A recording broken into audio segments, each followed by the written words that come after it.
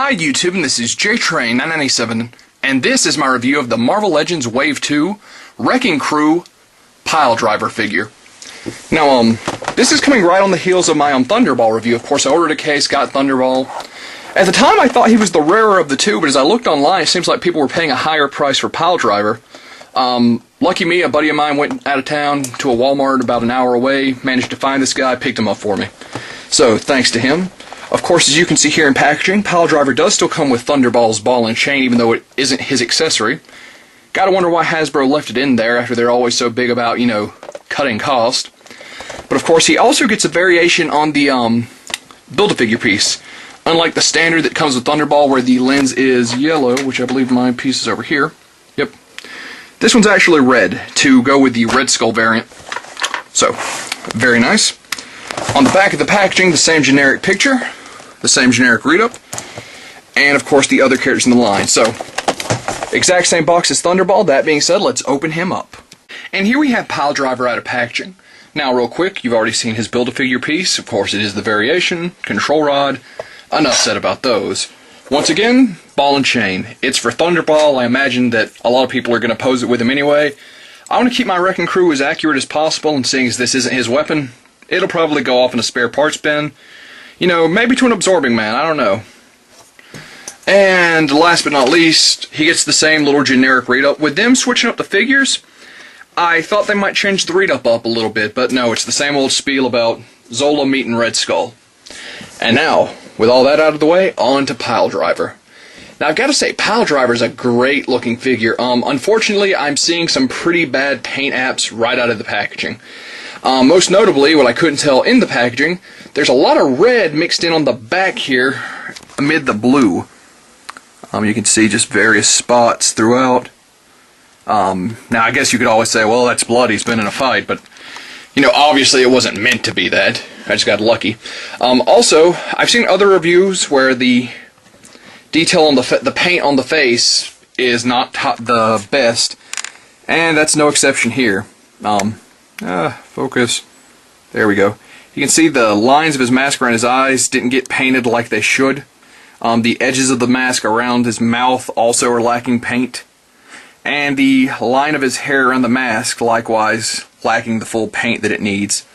Other than that, it is the same body as Thunderball, it appears, with an alternate face sculpt. The face sculpt itself is nice. He's got that nice sneer going on. It's just the paint that's lacking. Now, as far as the paint throughout the rest of the figure, I'm not seeing any big flaws in mine. There's a very nice blue wash on his white shirt to make it look all shadowy. So, that's always good. Zooming back out here. Once again, like I said in the Thunderball review, what you really can't appreciate is how massive these figures are, which we'll get a Punisher in here. And you can just see these things are immense compared to the rest of your Marvel Legends, which I really like. A lot of artists have a way of drawing them kind of stylized and cartoony.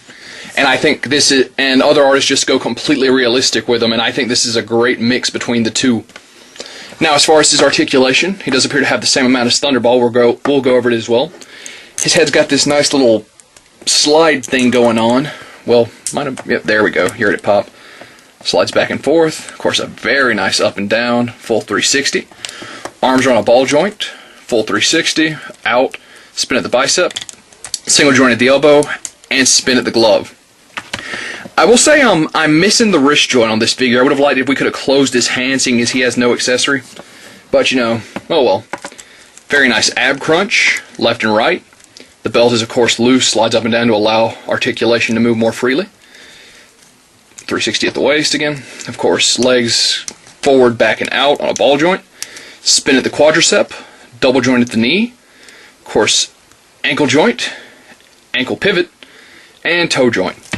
So some fantastic articulation, and it all works really well for a figure this massive. So let's get this guy standing up here. I said Thunderball was the harder to find. So far, out of about 2 cases I've seen in my area, Piledriver seems to be the harder to find, at least for me. And that's unfortunate because he is the one with the more errors, it would appear. And having seen other reviewers say that, they've got issues with paint as well, it's going to be kind of irritating because you can't really afford to find a whole peg of these and go through and pick out a good one. You got to take what you can get. So the paint isn't awful. You know, the mask details are only noticeable close up. The red on the back won't be seen, so I'm going to have him post facing out. So at the end of the day, $15 for this guy if you can find him. 40 to 50 online, which is a lot at the time I'm making this video. That's a little much. And, you know, no character accurate accessories. It would have been nice if he came with like a crushed girder or something. I'm sure I can find something for him. But at the end of the day, if you're a Wrecking Crew fan, you gotta have this guy in your collection. That being said, let's actually knock the light. Get Thunderball in here, his quite literal partner in crime. So, we're halfway there to the Wrecking Crew. We still need Bulldozer and the Wrecker himself. Much the way they had the Wrecking Ball issued with both figures, I'm assuming the Wrecker's Crowbar will be issued with both of them, hopefully in Wave 3, if not a later wave than that.